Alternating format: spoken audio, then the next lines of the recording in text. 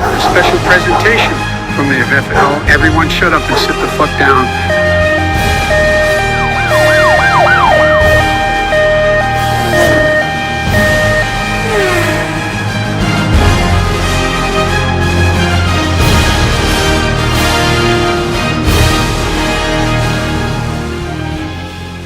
Yeah, alright, so I wanted to throw this together quick because I have a lot to go over, and I don't want to make you read an entire essay, so this is just a little draft prep guide that I came up with for you all.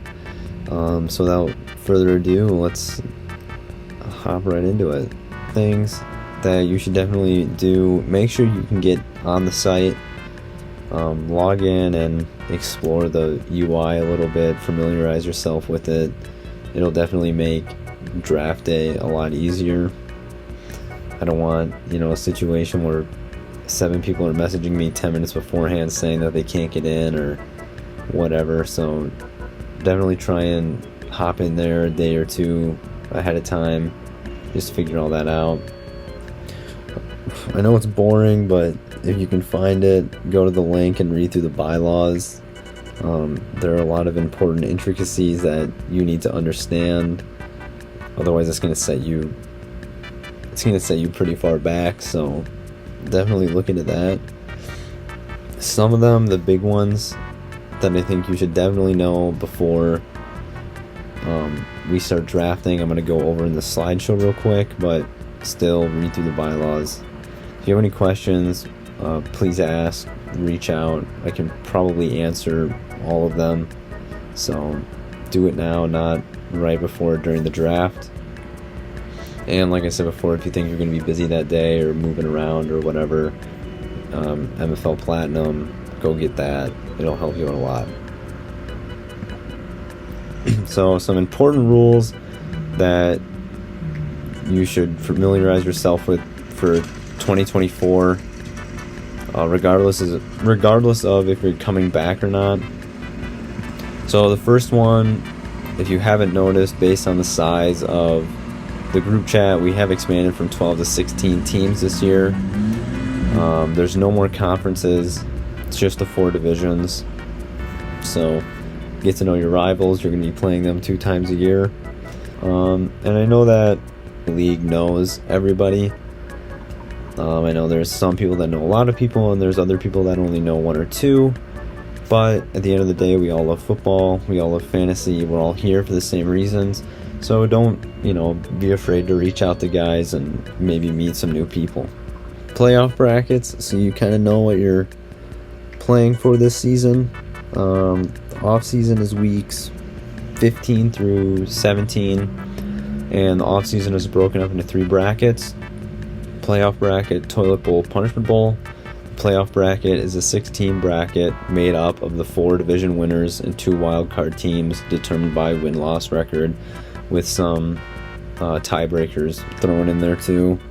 The toilet bowl is teams 7 through 14. Just you playing an intermediate bracket. And then teams 15 and 16, the worst teams at the end of the regular season, play in a 3-week shootout to determine the ultimate loser. Payouts for this season: first place gets $160 as well as the traveling trophy. Second gets $100, third gets $60. The toilet bowl winner gets $25. Most points for at the end of the regular season gets $40, and second most points for gets $15. The trophy is about $200. So after this year, the payouts will grow substantially. But we do have to make that initial investment this year, so they're a little low. Roster construction for this season, also a little bit different from years past.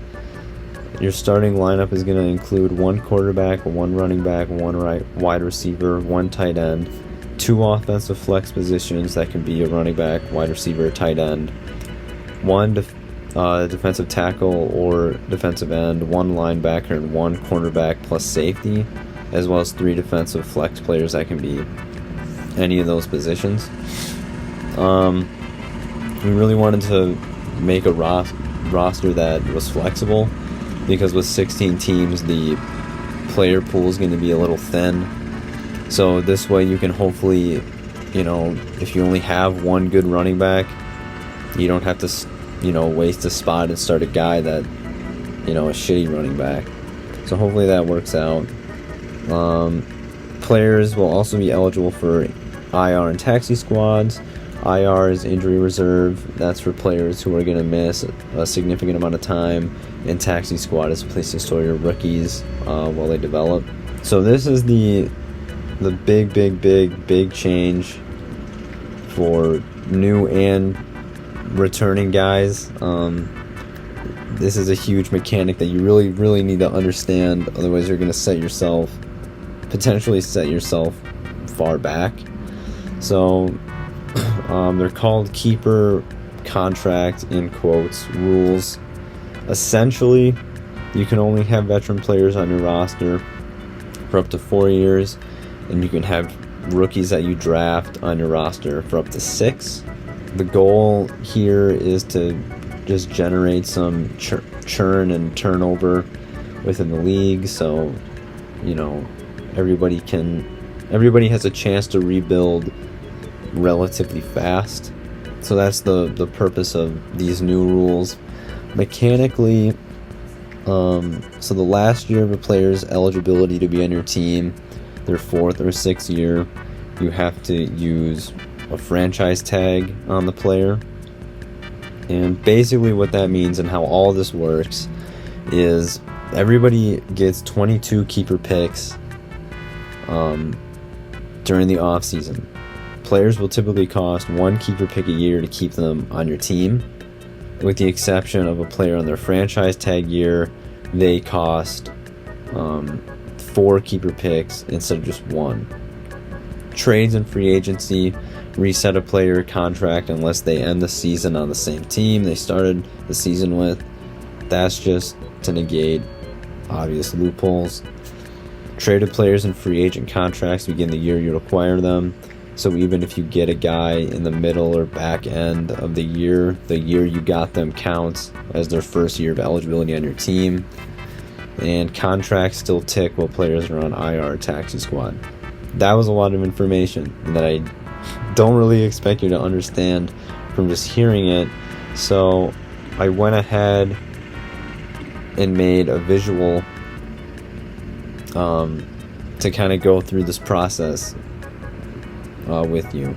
So we'll start with the veteran guy. Let's say, we finished this year's startup draft in the offseason. You draft Christian McCaffrey. So the 2024 season is your first year with him. You drafted him, so it doesn't cost you anything else to keep him.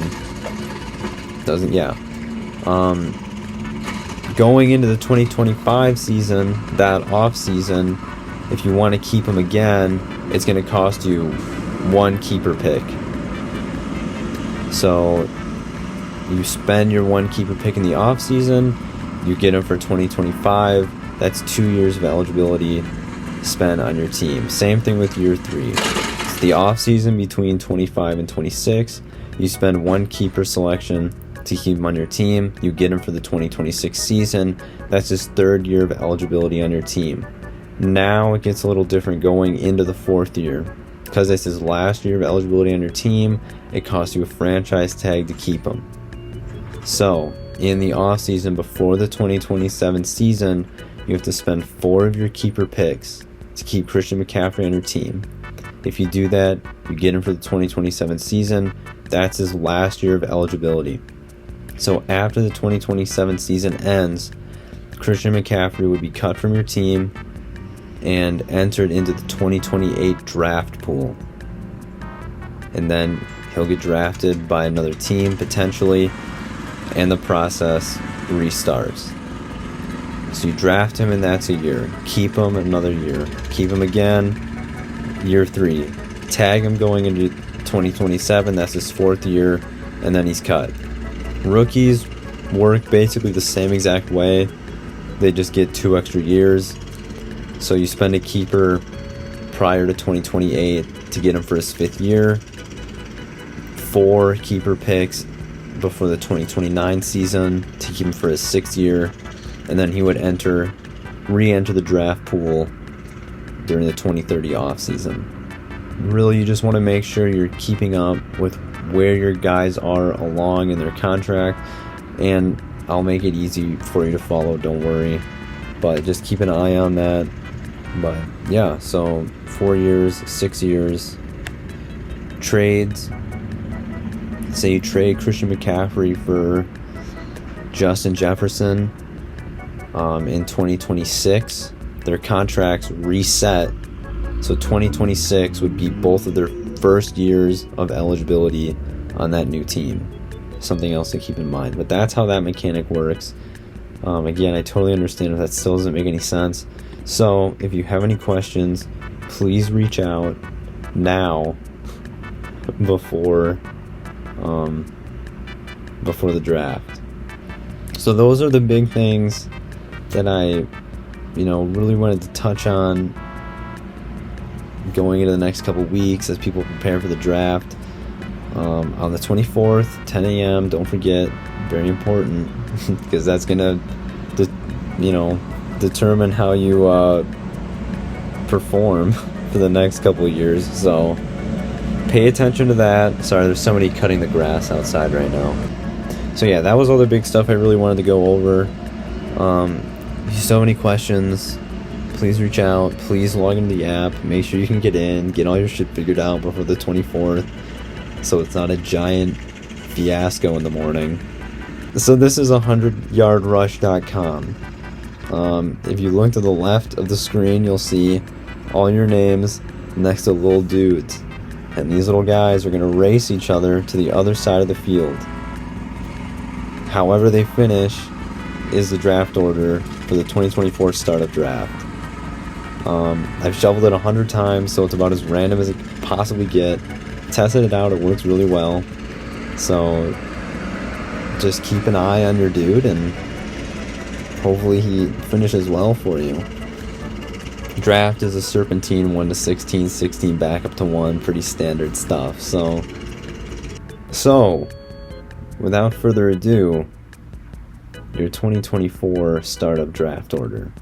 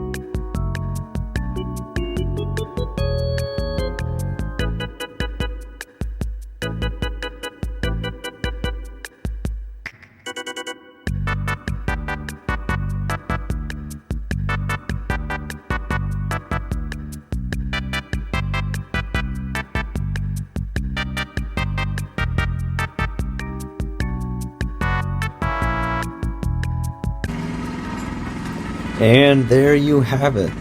The official 2024 draft order. Logan Seymour, reigning DNFL champion, coming in first. Ethan in second. Kevin third. Nick fifth. Fourth. Karosh fifth. Connor sixth. Kenton seventh. Steve eighth. Myself ninth. Yikes. Brian 10th. Nick Miller in 11th, Owen in 12th, Stimpy in 13th, Chad in 14th and 15th, and Logan Johnson coming in at a strong 16th. So remember, it is Serpentine down 1 to 16, 16 to 1. There you have it, gentlemen. Shouldn't be too many updates to look out for until the 24th, but make sure you're doing your job, do your research, and see you then. Best of luck.